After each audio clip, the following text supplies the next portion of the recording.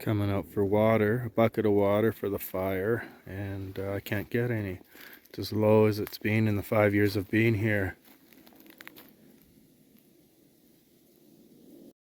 Well, let's go back to another possible location.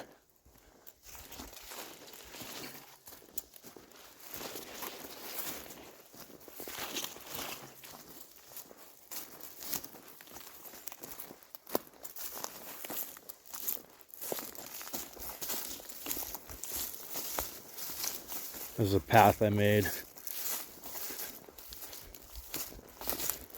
to this log where I can walk out and get water.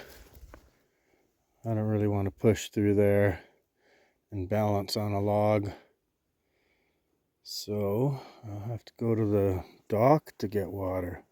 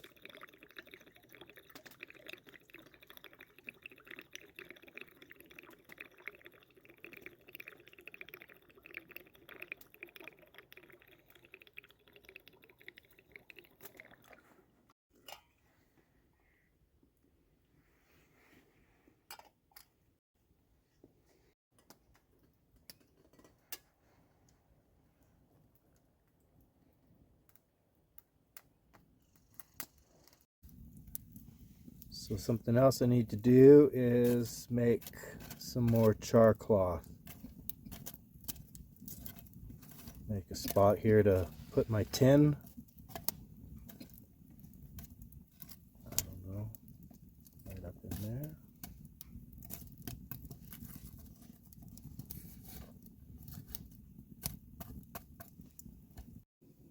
This is the tin that I carry my flint and striker in, along with my charcloth.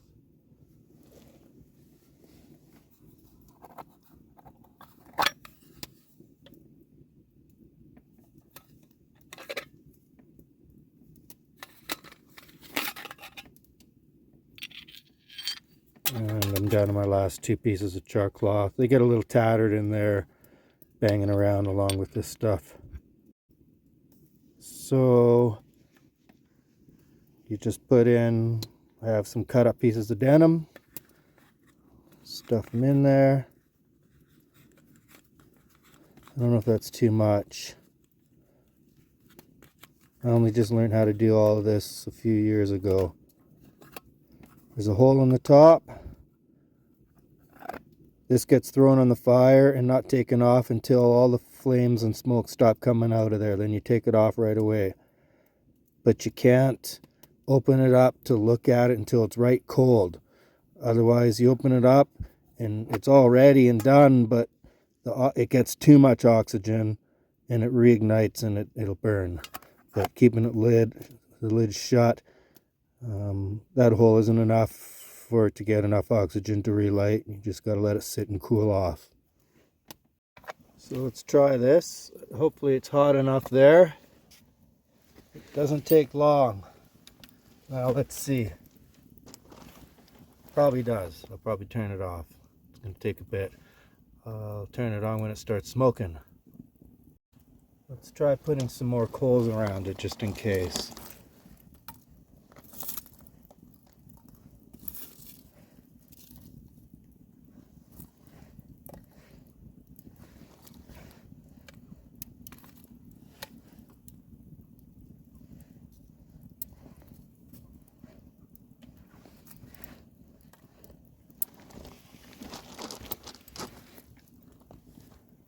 It's smoking, so I'd only turn the camera off just for like not even a full minute. So this has started pretty much right away after putting it down onto the fire, onto the coals. I'm just on coals there. So it's nice and easy. If I can do it, you can. And a ferro rod, you know, a spark from that should light the stuff, which is a little easier to use maybe than flint and steel. So I think that's going to go for a minute or so. So I'll turn it off. So now you'll notice flames are coming out. Flames and smoke. I didn't have the camera turned off for more than a minute. I could have just left it on the whole time. Now I'm not really seeing those flames, but there were some flames coming out. And that will happen. I've seen it do that before. This is only the third time I've probably done this. But it's a neat way to... I almost can't really start a fire with a Bic lighter and kindling anymore.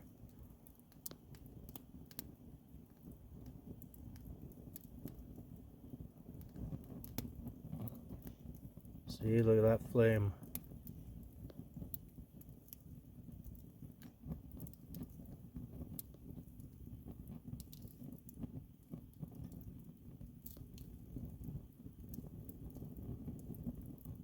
Yeah, really flaming now.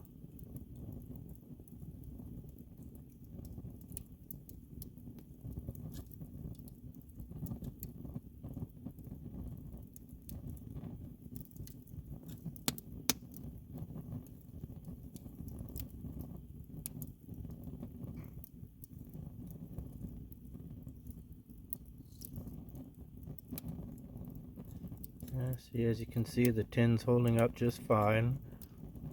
I guess you don't want to do this on a super hot fire that's been burning for like all day long, or, you know, just a nice little fire.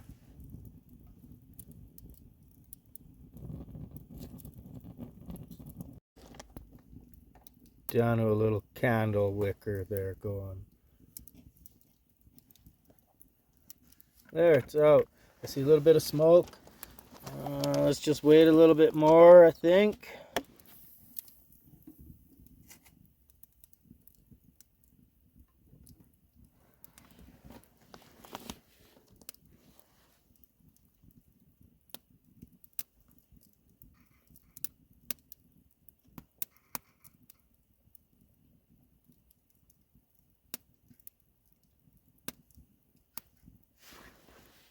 I think that's it. I'm pretty sure the last yeah, see, there you go. No more smoke, and it's done. So you can't open that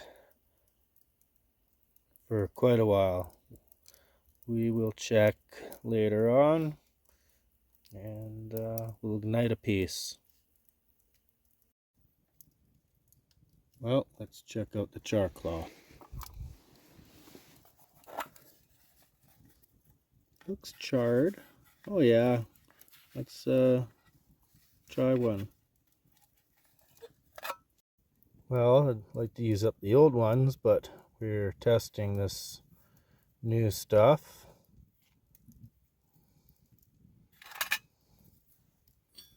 So a couple strikes with this flint. And the edges are getting dull. I need to sharpen them so they're flatter.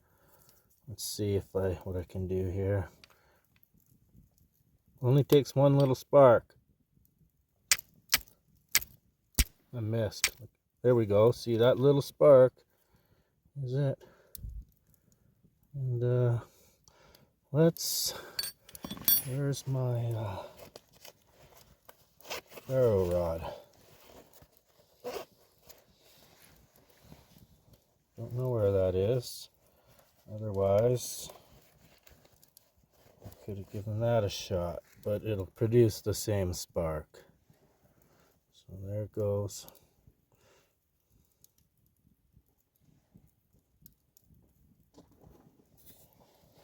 Start a fire with that.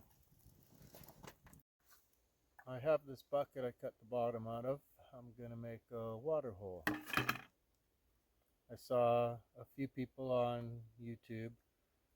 They dug a hole, they lined it with bark or something real nice, and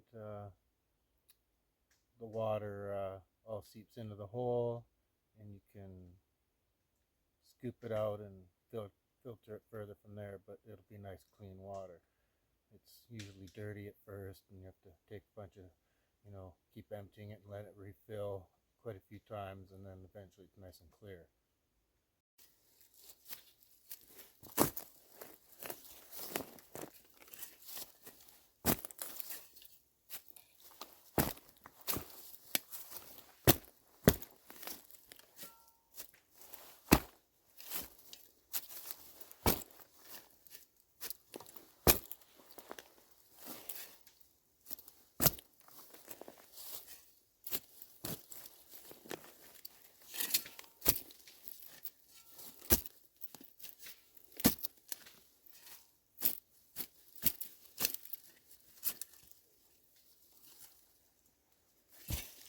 Well,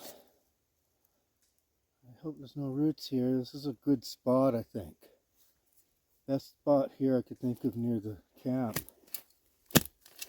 But I'll work on it. I'll let you know what happens.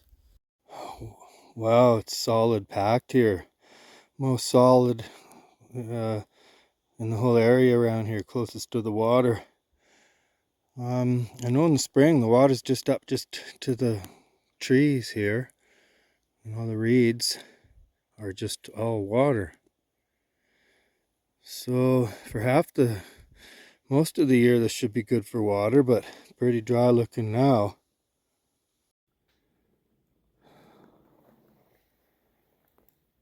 No water yet. I guess the idea is get the bucket in as far as I can, where I can put a board over top and plus bury it with dirt, hide it. And when spring comes and there's tons of water in the ground, I'll have water for most of the summer, I guess. It's starting to get wet. Might be hard to notice there. Here's some of the wet stuff I've been digging up compared to the drier stuff. Hard to tell, but on the camera there, but it's wet. So I'll widen the hole. Make sure the bucket's gonna slide in. Clean all that out. Then after that, start digging quite a bit farther down. Very hard work, really hard packed. Oh, one on the camera. Oh, I gotta get you some. That's the Chaga. It could be a lot darker, but I have some now. Just finished having lunch. How do you like that? That's what I'm pulling out of there now. Thinks that root is a piece of food.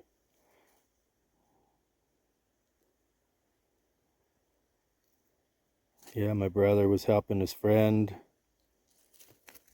in another town.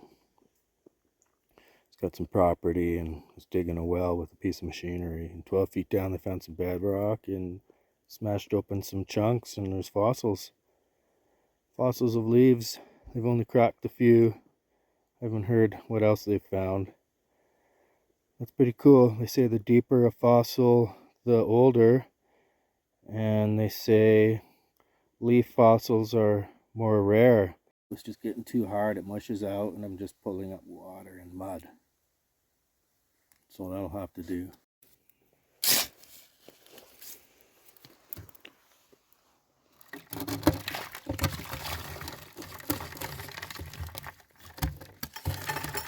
I'm thinking the drier dirt will be less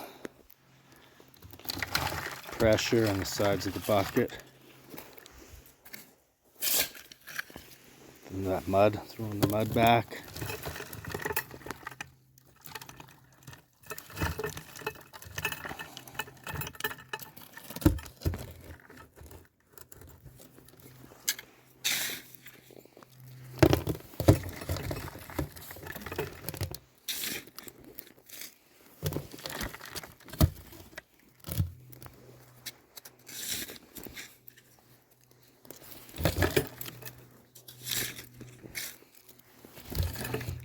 finish that up. I always was planning on using a lid, but if that fills up higher, I'll take the lid off. If not, it'll be fine. And if it fills up higher, I'll have to line the top with something. So over that is getting the board, and over the board is getting dirt. I don't need anyone finding my water hole. I always bring, plenty of water on a trip, but this way, if I ever want to stay an extra day or I didn't bring enough water, it'll be crystal clear water in there, and all I have to do is boil it. The ground here is solid sand, hard packed, so any water is going to be filtered really nicely. And it's already good water anyways up here. It's a plateau, and it's drinking water. Goes all the way down to the city. Pretty nice. Pretty slick. I have a pretty nice camp down here. So I would like to make a grit station for the grouse. So I have a raised roof, lean-to style slope. I'll dig those in the ground a foot or so. I got a low spot there. I wanted it there. It's such a low spot. I'm going to bring that low spot up as best as I can. And start on that in the spring. And fill that hole in with all the cleanup I do around here.